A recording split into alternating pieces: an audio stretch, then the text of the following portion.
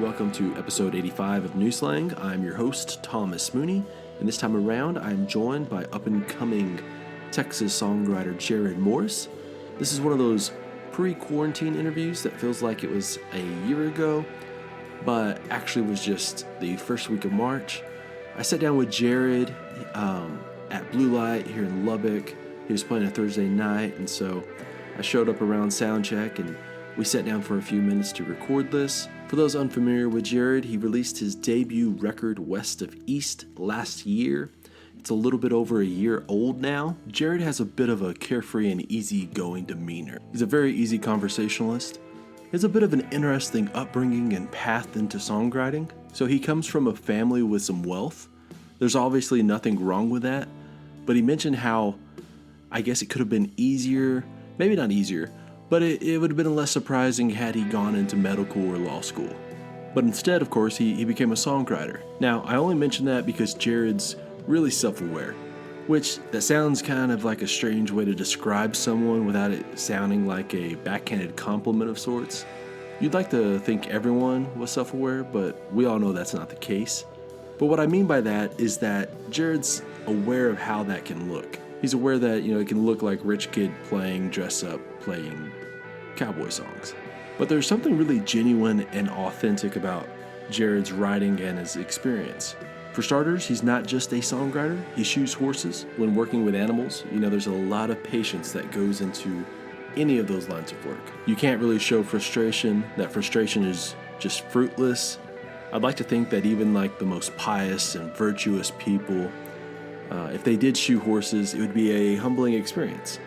In many ways, it's about respect. I think that's all helped Jarrod's music. He obviously has been informed by Western culture and has a deep appreciation for hardworking folks and individuals who live out in rural areas. West of East really breathes that Western sprawl of nothingness, that open frontier, brush and pasture, like that sweat that just gets on your brow and how it stings your eyes a little bit. You can hear those hints of early Ryan Bingham and early Red Shahan, early Shane Smith on here. If you haven't checked out Jarrod's West of East, do so. For a quick listen, go check out the album-ending Panoramic View. It's something that we could probably all use at the moment. Get out and lose yourself in a place that's far away from wherever you are isolated at the moment.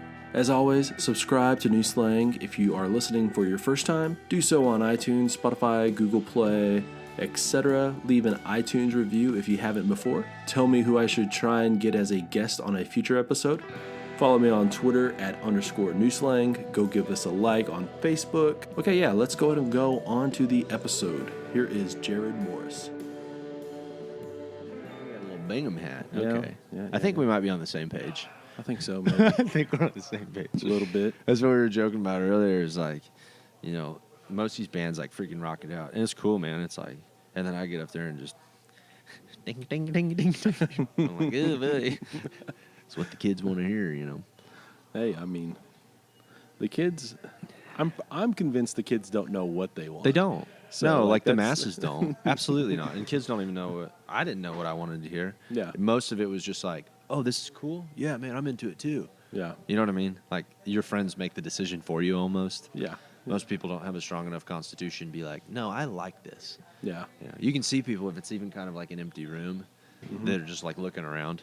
Like, am I supposed to be here? Is this cool? Like, I don't know if I like this. Yeah. Well, like you'll see it big time. Let's say like in a place like this where there's this big empty dance floor. Yeah. And like, who's going to be the first one to come Absolutely. up? But it's almost never, like I watched this is probably about 15 years ago, this video about how like a movement isn't started by the first person who goes, it's the second person. Because like that second person who goes with, let's say the first person comes up here and starts watching right front row. Yeah. It's the second person who comes up because it's like you're validating the first first person, and then all of a sudden it's like, so if you play, so it's here, an infinite digression. Yeah. Like the 1000th person that walks up. No, it gets a lot easier. Yeah. But you're spot on, dude. Yeah, but I watch that all the time. You'll I'll see- watch people like when yeah. I'm singing, and they'll just be like, it'll be like, is he good? On the edges I over can't there? tell. Yeah. Of like, I don't know if I should get out here. Yeah.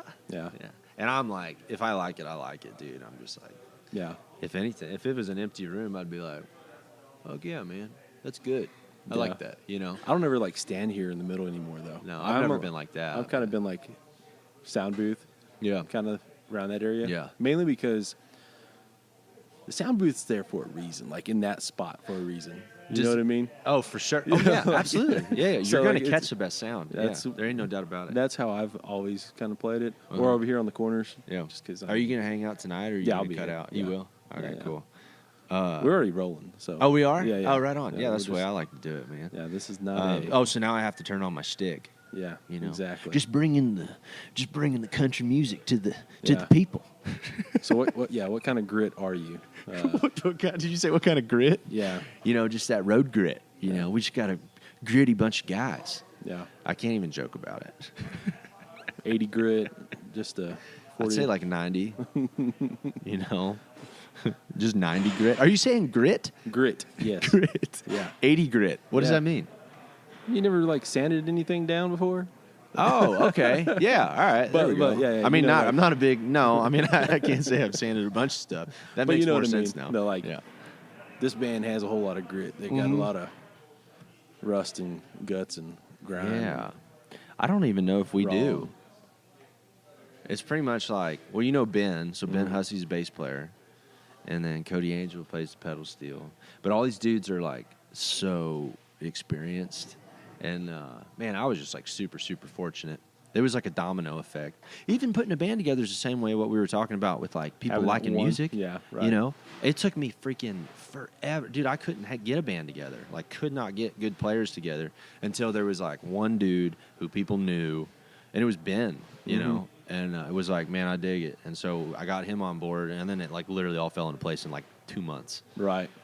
But it's like a validation thing. So it even happens with people that know music and listen to music. There Yeah. is an element of like, oh, this is good. Like, people like this. Yeah. You know, I think, anyways, they could quit tomorrow. It's a possibility. So But I think there is something to it because, like here, I think in the last like 15, 20 years or so, the being the singer-songwriter is in vogue, right? It's the cool thing to do. You want to be a songwriter. Sure. And so what ends up happening is like the lack of bass players and the lack of drummers. And then if you're like in a smaller town, you end up all having the same drummer and the same bass player. Right. And then all of everybody a sudden, wants to be the songwriter. everything, there's like 10 songwriters with the same pair of drummer, Yeah. bass.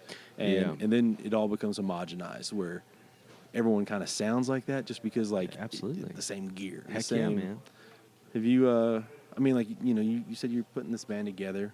Did you ever, was there like a lot of like trial runs of like moving in people, like just the shuffle my and gosh, dude, it was chairs? unbelievable. That guaranteed. That's like the hardest part of the whole thing was the band deal. It was insane. Like, I don't even know how I'm like here. I mean, the amount of people that I went through is just absurd. I mean, shoot, I don't know, man. I used like 4 drummers in like 6 months, you know, that kind of thing. And it wasn't even like, my record's only been out for a year, so, or it's coming up on a year, like in April. So it's not like I had anything to actually promote, right? And that was one of the hard things too. Is for a long time I just had my originals, but they hadn't been produced yet. So to be able to walk in there and be like, let's play some of my originals, was almost impossible, you know, because like most of these guys couldn't just. We were gonna have to self-produce all of it. So at least now too, I can just you can hand somebody a record and be like, learn the parts. Yeah. It's that simple. But even with that, like some of the sounds on there, it maybe is not. I don't even know how to say it the right way. There's like it was very like intentional with some sounds. Not to like take myself too serious, but there was definitely some stuff that it's not just like, oh, just turn up the volume, you know. Yeah. And like Lloyd Maines produced it, right? Okay. So it's like that's not like me. That's Lloyd. Well, right? I was wondering if how much of that was where you walked in with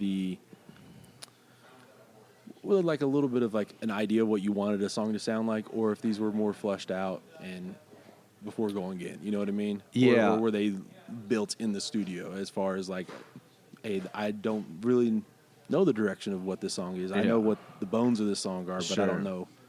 I think it was like Oh, a little. It was a confidence builder for me in the sense, and I'm not like trying to like stroke my ego or anything like that. But like I have like not a bunch of experience with like actual musicians, real producers. So I've just been on my own writing songs and like do my own research and just do my own thing. And I shoe horses, and so it's like I just have this other world outside of music, and I don't have a bunch of musician friends. So when I went into the studio, it was actually kind of interesting and a huge confidence boost to where, like, even a guy like Lloyd was like, oh, so you, like, know kind of what you want here, you know? And, like, being able to chart out songs and being able to really, like, communicate some things like that. It was because I mean, obviously going in with a guy like that, I was, like, a little bit nervous. And then so through the process, he was like, wow, man, yeah. Like, you actually have an idea of what's going on. And I didn't know that you could go in and just be like, I don't know, just do what you do. Here's the song. I had, you know, there's people that go in and, like, don't have a bridge. You know what I mean? And, like, the producer has to be like, I think we need to put something in here. Mm-hmm. And there was, like, still some of that, like, moving some things around. But so that was, like, a huge confidence boost to be like, oh, all right. So I think I'm, like, sort of on the right track here. I don't know. Did that answer your question? Yeah. I mean, like, it's one of those things where maybe since you've so new to this world, you didn't, I don't know, like, take a whole lot of things for granted on, like, how to do, this is just the way it's done, you know what I mean? And didn't, like, pick up bad habits. Because I think, like, sometimes there is something to, like, if you learn something from a young age and you've been doing it since 10 years old, you can pick up a bad habit that later on is, like, becomes glaring, you know what I mean? Sure. That's interesting. Yeah, there might have been a little bit of that, because like even in the sense of songwriting, a lot of these people that are out in like Nashville and are doing like the 9 to 5 staff writer thing. I mean, like, why do you think most of the music sounds the same? Why do you think they're writing about the same stuff? Yeah, they live in Nashville. They get up and they write in a cubicle with 4 other people every day, and they're trying to sing about Middle America like John Mellencamp does. Yeah, and it's like, dude, you're not there. You know, or I guess Nashville technically is. You know what I mean? It's like, so you gotta like be there. You gotta be doing it. And I've always thought formal education in the creative space always kind of stifles creative. Not always. That's too strong a word, but a lot of times stifles creativity. You know, when you're just on your own, you're like, I don't know, does this work? You know, the only time is just when you show up with one of your buddies and you can show it to them.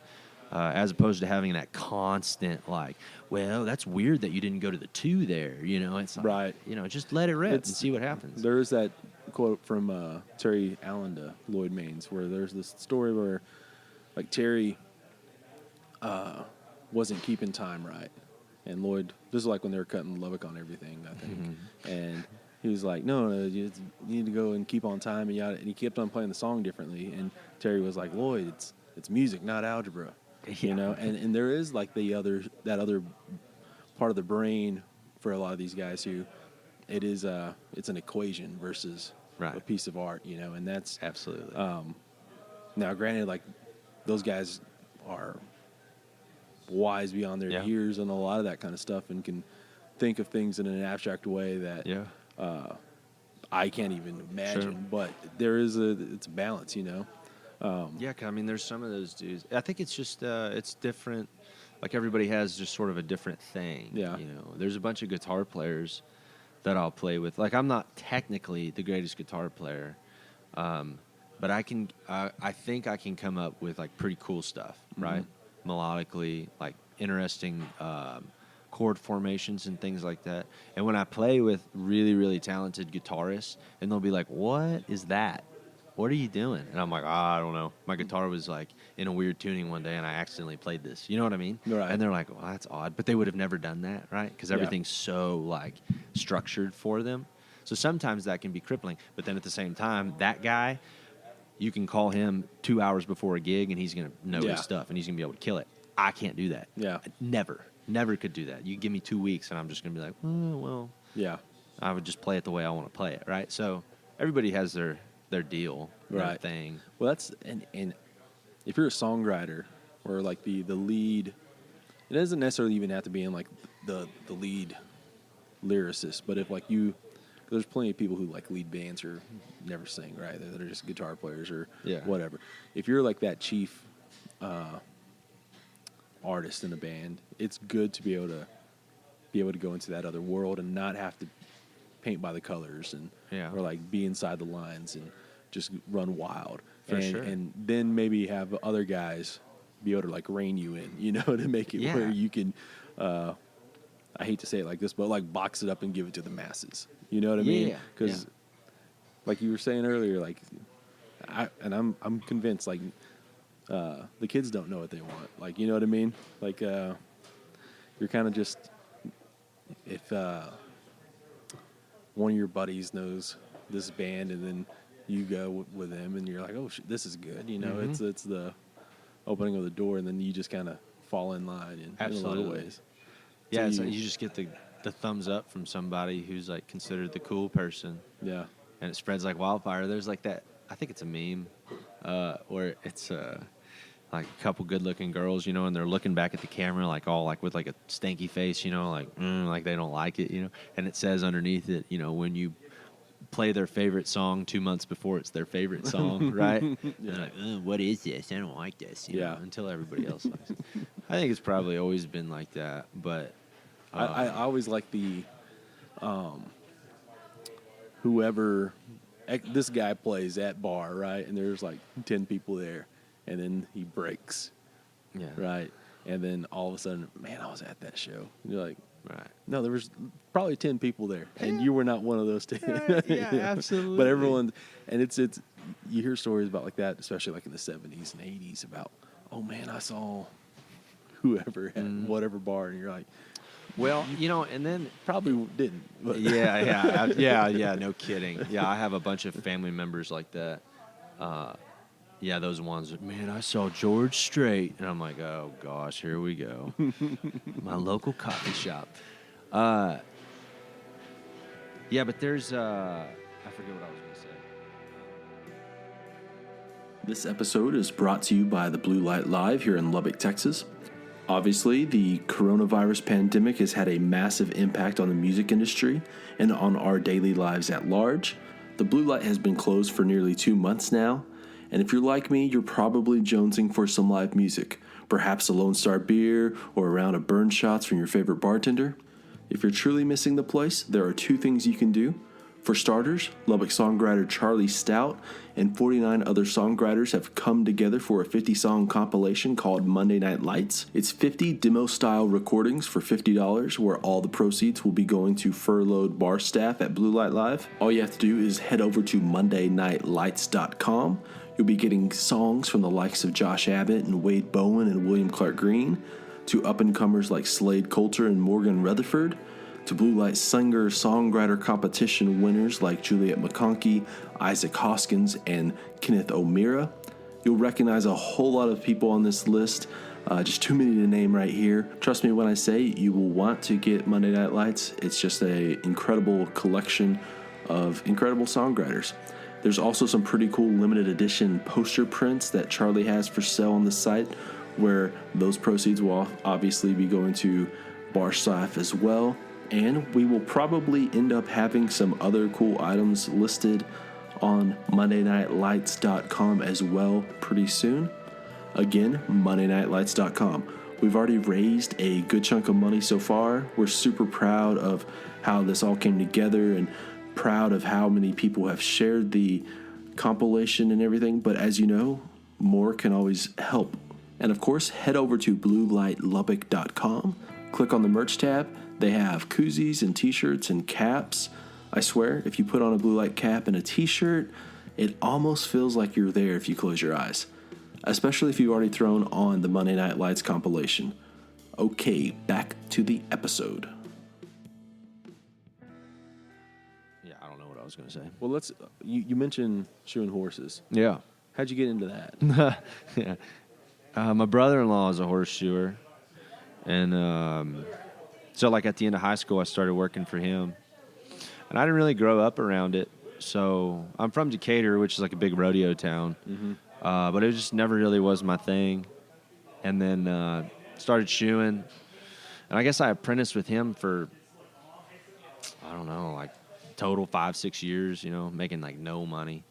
And did a little stint down in Florida for a little bit. Those are the dark years. And but yeah, then I came back and went back to working for him, and then went out on my own, and started my own business. But like his dad's a horseshoer, and 2 of his brothers, and his dad's actually in the Horseshoer Hall of Fame. They actually have like a Hall of Fame for it. So he's a journeyman, and those are some bad cats there. And it was such a good thing for me because I had a really great childhood and didn't really want for anything. And so there was an element, even though my parents they made us work and they made us do a lot of stuff, there seems to be something psychologically that if you don't have a worry really deep down about like, could money go away? Like, what if I don't have any money? What if I don't have any food to eat? If you never have truly that worry, like deep down, I think like psychologically it does something to you, Like you just have a little bit of a sense of entitlement. And like I never really had that. My parents, I think, like did a real good job. But me going and shoeing and doing that type of manual labor and then working for guys like that where it was like, if I was late one day, it's like, there was no, why are you late? Like, there's no reason, right? It's just like, you're late. Like, this is unacceptable, right? Yeah. Like, we're going to fight. You know what I mean? It was just like so not. And I made excuses kind of my whole life, right? And it was that moment, I was like, well, damn. And then even like working with an animal like that, and when you're by yourself working with a horse and you get mucked out and stomped on, and like you're so mad and whooping on it's not really going to do anything. It's just going to freak it out more, but it just jammed all of its shoes back, and you're going to have to reset all those shoes. And you just sit there and you're by yourself, and you're just like, well, getting mad's not going to do anything. I'm just going to have to, and there's nobody to complain to. Right. So I'll just do it, and suck it up. And it, in a lot of ways, it like completely changed my mentality on life. You could probably talk to a lot of people I went to high school with, and they're like, Jarrod, what?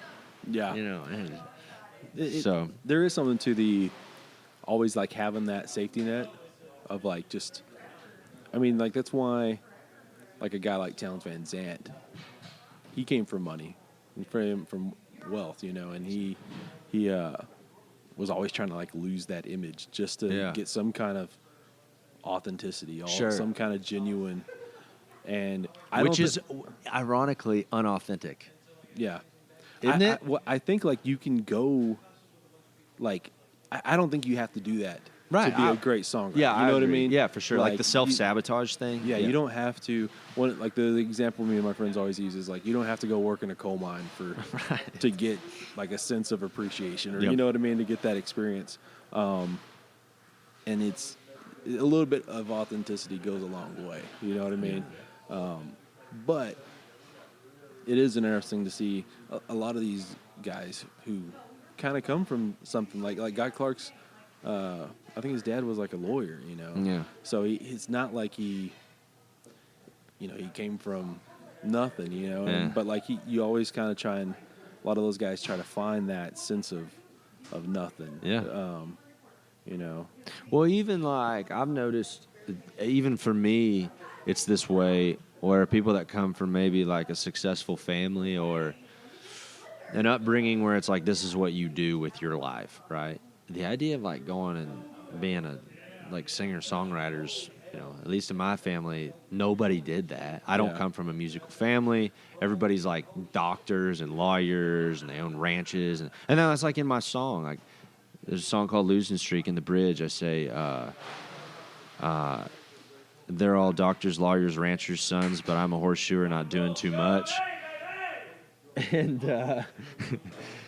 like, so in a certain sort of way, there's like authenticity there where it's like there was a clear path that like if I wanted to be a doctor, I could be one freaking like I could. There's so many in my family and they have so many connections. We could just make it happen tomorrow, right? I could just go to medical school, and that's an absurd thing.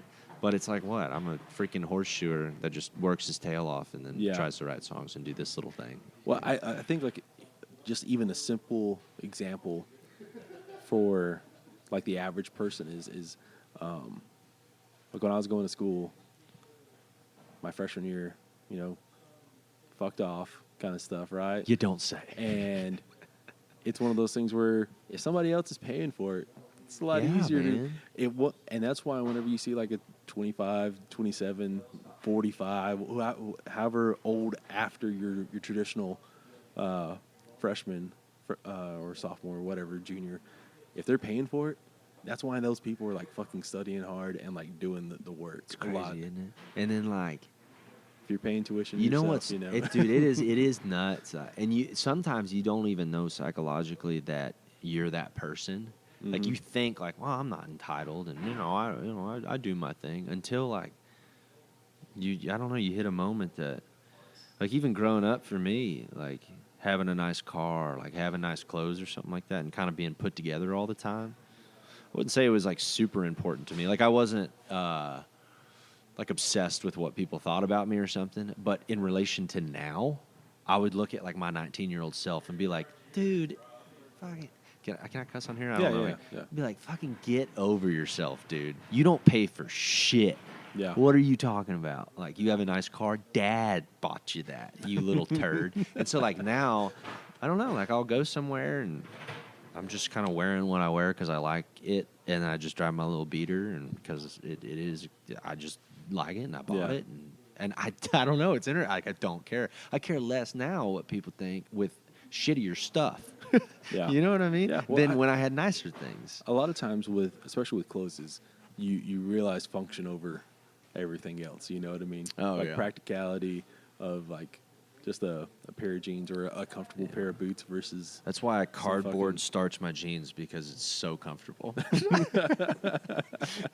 That is one of those deals that I just cannot. Man, I just do it. I spend so much money every month on dry cleaning. My wife does it too, and I don't know why. I understand that it's incredibly uncomfortable and it's ridiculous how much money I spend on it, and I still just like all my jeans are just freaking stand up on their own. Dude, I don't know why. My dad was like that growing up, and my mom would always like get, some of my damn fucking pants done like that, and I was just like, one day said, "No, This is ridiculous. You can't do this Yeah, anymore." yeah. Like because I would not wear them too. Like the first time you see them, you're like, "Oh, this is cool," and you're gonna Sure. and then you're like, "Man, this is like rubbing my fucking legs raw." Like I absolutely hate this. Dude. There's this one. And I still like won't like. That's all I wear. Yeah. And I 100% understand what you're saying. Yeah. It's a weird. Man, I don't know. I've not had like starch pants in like, I don't know, 15 years probably, something like that. Yeah, just because. Oh no. It's a lot of money too, man. It's like $3 to get a pair of jeans starched, and Yeah. then they don't even do a good job. Man, I guess I was like in high school. I found like a pair of like my dad's jeans from when he was in high school, and these things were still like you could stand them up, but they had been hanging on a fucking a hanger in the closet. Moved to like 3 different houses, kind of, you know what I mean? Like just still in the back of the closet and pull them out and fucking still stand up. And you're like, this is from like 81, like. That's old starch. Well, it gets harder with time. Well, I was gonna say, what's in this shit? Like, It's just lacquer. It's not even starch. They just use lacquer. Yeah, but yeah, it's starch a trip, jeans, man. yeah. What a weird regional thing too. Like most of the rest of the country is just like. We went on a bachelor party to up to New York. We went to the Belmont, the horse race up there, and then we went to Atlantic City to the casino. And like we're walking, we stopped in Philly on the way too, and we're walking around, and like I got a cowboy hat on and starchies, and people are just literally like a unicorn. Yeah. Like it's like, what are you? Yeah. I mean, they've never seen anything like it in their life. Thing is like you could do that with just like a pair of boots on, and people would still. Oh, be yeah, like, they would still do it. Be like, what is that? Why are you wearing boots? Yeah, or a hat? Did you ride a horse here? Yeah. Yeah, we went to Hawaii when I was like a little kid, and there was a guy, so I like to surf, and we were out there, and there's a kid from California, and he had heard I was from Texas, and he's like, man, do y'all ride horses everywhere? And that's like people's perception, which I think is funny. Like, Yeah. and it, and then like I see one of those videos where like somebody rides a horse into a bar, and I'm like, you know what? I understand. Like, I understand where these people are coming from because that happens. Right. Especially right. in Lubbock, dude. I think It gets weird out here. I think there's been a horse in this bar before. I think there really has, like recently. Yeah, in the last couple of years. And then of course there's also, I don't know if you've seen it. It's a news interview or this lady's interviewing a couple of kids at Tech who were part of the rodeo team, and it'll go viral every couple of years. But this is probably about 10 years ago, where some cattle had gotten loose out. Yeah, did they have to like rope on the square or something, like rope a steer or like something on like that? 19th Street and stuff like Yeah, that. yeah, And they're like, yeah. just the way that, of course, they talk about going out there and doing it is like no one knows what the fuck they're talking about if you're not from here, or if you're not around like that kind of work. But like, Right. it's more of the story, the storytelling. Yeah, I can imagine anywhere else in the country, they're just like, what on earth? That's a thing? Yeah.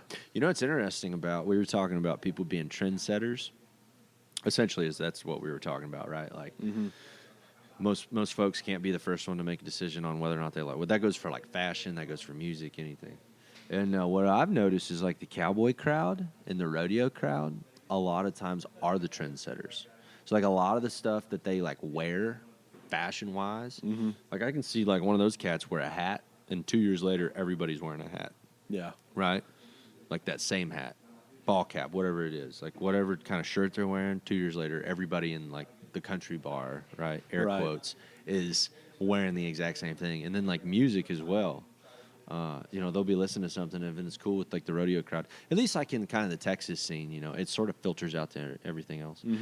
Anyways, Well, that's just kind of like an observation I've noticed. Well, something kind of related to that I can see is if you ever see like any of these runways, right, of like people, whatever in whatever Italian city, of these women wearing these just ridiculous dresses or outfits, right? Yeah. And you go like, what's going on here? Like, who wears this? Yeah.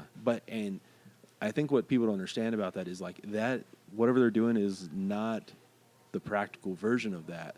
It's like somehow that will trickle down to the practical version, or like the version that you can, or whatever, like kind of something or another on there you can see, where it'll be on a shirt that you can buy from Dillard's one day. You know what I mean? Yeah. And I think that's something to the same thing what you're talking about with the rodeo and cowboy stuff. Because sometimes you'll see a photo of a girl and you go, what is going on? And like, you go, there's nothing practical about any of that. Right. Who's doing that? But then you'll see the, I don't want to say watered down version, but like the more practical version later of someone wearing that. Yeah. So there is something to that, yeah. Yeah, maybe so. I've never thought about it like that. I mean, yeah, leave it to you to like make it way more sophisticated. Well, the reason I say that is because I had looked up like why like are the runway models when they're wearing these ridiculous outfits, like what you don't see anybody fucking going anywhere. But like somehow it still does set trends. Yeah, so that's very interesting. But that's obviously more of an avant-garde kind of art thing. That's more of a. I still haven't figured it out. Yeah. Like I think I'm starting to figure out the art, drawing, painting thing. I think it's so cool, man. And I got attracted to it through like the Western art and stuff. Right. And and you know Charlie Stout. Yeah. I still hadn't met him until like Soundcheck today. But like even some of his photography and that the photography thing for sure is one that I did not understand. I was like, really? Taking freaking pictures? Like, okay, take a picture of somebody else doing something cool. How is that art, right? But I was coming at it from like bitter about my wedding photos. You know what I mean? And I'm like, how did I spend that type of money on freaking wedding photos for this lady to annoy me the whole time? Yeah. How is this art? But then, you get into some of this other stuff, and I'm like, wow, yeah, like the angles and understanding the light, and like that's a whole other world that like I don't know anything about. And I can really appreciate that. There's a lot of stuff in the art world that I don't understand, as far as like you talking about like painting or like sculpting or photography or even just other kinds of music. Like there's a lot of jazz stuff that I don't fully understand at all, right?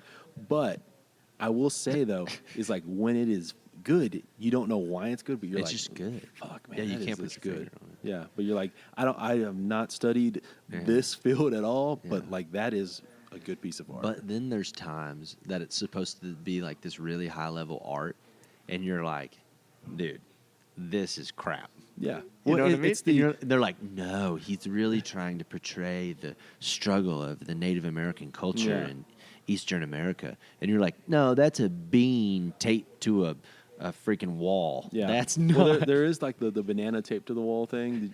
Oh, that's a real thing. Yeah. Yeah. And there was I thought I was going like way out there. there was like a banana taped to the wall. And I think what that was like trying to prove a point.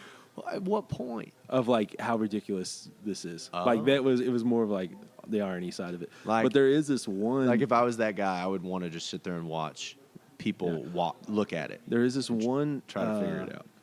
It was an art gallery where somebody had set up a new exhibit, and the guy had like taken his glasses off and set them on the floor for some reason, and was like stepping back to make sure the photo was right or something like that. And then they started letting people in, and he never got his glasses. And he looks back over, and people were like taking photos of the glasses like it was part of a. Oh my gosh! It's like no. It gets a little over the top. Yeah. So. The high level. Well, it does the same thing in songwriting, where it's like, dude, if you're trying to be deep for the sake of being deep, you know what I mean? It's like, all right, like, because simplicity a lot of times is really freaking cool. Mm-hmm. And to me, I don't, man, I you know, even as we sit here and kind of rag on like, you know, the general population in terms of how they choose what they like, the general population's actually pretty freaking smart in the sense of like. They can sniff out bullshit, like real quick. I think sometimes. I don't know. You're right. Like sometimes. The country scene is like a weird anomaly. In like even in the pop world, like if somebody's inauthentic, I think they just like. I think they sniff it out pretty good. Yeah. You know, and if you're trying to be deep for the sake of being deep. They'll sniff it out. And if you're trying to be catchy for the sake of being catchy, a lot of times they'll sniff it out. Yeah. Like, I don't like it. I think a lot of times, especially if you're trying to be really deep and you're inexperienced in that, whatever, the easiest thing is heartbreak, right? If you're like some 18-year-old kid trying to tell us about It's like, come on, man. cocaine or like, or about partying hard or like about having your heart broke, then you're like, maybe you don't know what you're talking about. Maybe you're going to get over this. Like, Right. You just don't know you're it going to yet. pull through, bud. But there is, you know, it's the repetition of it. That's what you got to kind of remind yourself of. Like, all right, you're gonna get over this, and you're gonna write a better song sometime. Yeah. I have a hard time writing about stuff I haven't done or gone through. Mm-hmm. But man, you gotta live life. Like you gotta go do some stuff and have something to write about. Yeah, I huge- wholeheartedly agree that you have to have some life experience to be able Now, to. I don't think you have to do that to be able to write good melodies. Mhm, okay, yeah, I think you can learn melody. yeah, That I think. But in terms of the words that you're singing to the melody, I think you got to go live some life. Yeah. You know?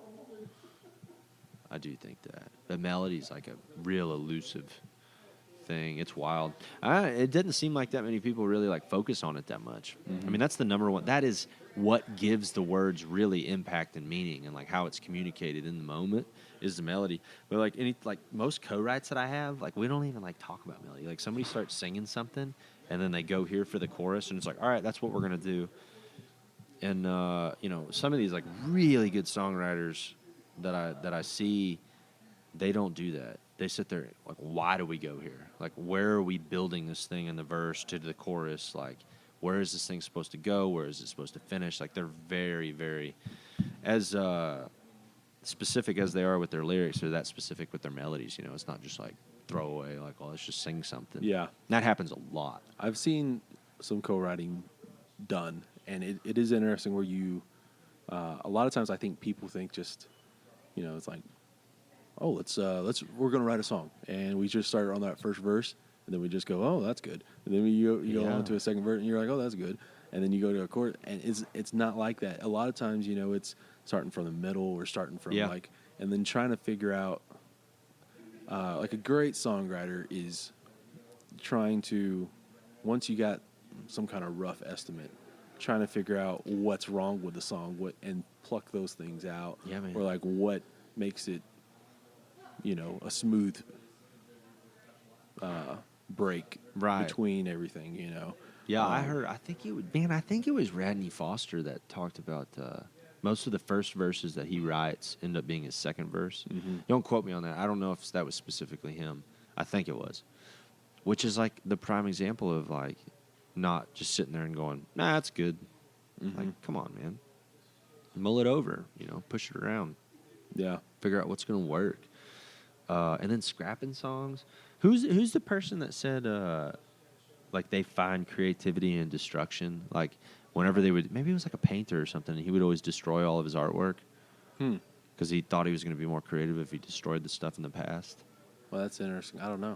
Well, so and like I completely stumbled upon this just because I'm an idiot, but I always record like melodic ideas, and then any demos that I have like of songs or anything, I always record them to my phone just in voice memos. But I'm like awful. I lose my phone like every other day, and so I've gone through like 5 phones in the past 5 years, right? And I completely lose everything in my voice memos. Have you started like using like Evernote or something like that? No, where it would save it. Yeah, like Yeah, I sync probably to the cloud. should because I've lost a ton of stuff. Yeah. And like a ton. And I'll get my new phone, and it'll literally just be at 1. Like the first one will be the first recording. I always have lyrics that get saved in my notes, but like the actual songs I lose. And then I've noticed now over like the years, there'll be stuff that pops back up, and I'll be like, man, that's like awfully familiar, right? Yeah. But it'll be in a different spot, like in a different song at like a different time, different melody. And I'll be like, I feel like, and I'll go like Google, and I'm like, is this a song? And then I'll be like, oh shit, I think that I did that. Yeah. Like, I think I did that. And then it just popped back up. And so now that's just kind of been like a thing of mine where I don't really actually get that worried about writing it down or recording it or anything. If I wake up the next day and I remember the melody or the Still lyrics, good. it's good. If Yeah. I don't, it's shit. Yeah. That's interesting too on the because I've heard a lot of songwriters say that kind of thing where it's like, is this from another song? Yeah. And then you're trying to figure out where that's from, and then it ends up being a song that you've written Right, yeah. or like you didn't finish, Yeah. and you're just kind of like, oh, well, I wrote it. That's why. Right, That's where it came right, from. yeah. Or like that general idea or that kind of phrasing or whatever. That's interesting how you end up like just mentioning yourself. You know what I mean, or like referencing yourself for stuff. Which is funny that in high school I got accused by an English teacher of, swear to God, accused me of plagiarizing myself. Because I wrote a paper earlier that year with some other stuff that was like similar, and she was like, well, you can't plagiarize. So you plagiarize yourself. And I'm like, how is that A thing. a thing? Yeah. Yeah. What is that? Yeah. Well, I think they're about to turn on here. Are they about to Man, open up? yeah. All right, So, man. yeah, it's been good talking friggin- with you. Yeah, heck yeah, man. I appreciate it. Yeah. Well, we'll see you down the road. We'll do this again. See you down the road. Thanks for listening to episode 85 with Jarrod Morris. Be sure to check out episode sponsor The Blue Light Live, and be sure to check out Monday Night Lights. We'll see you next week.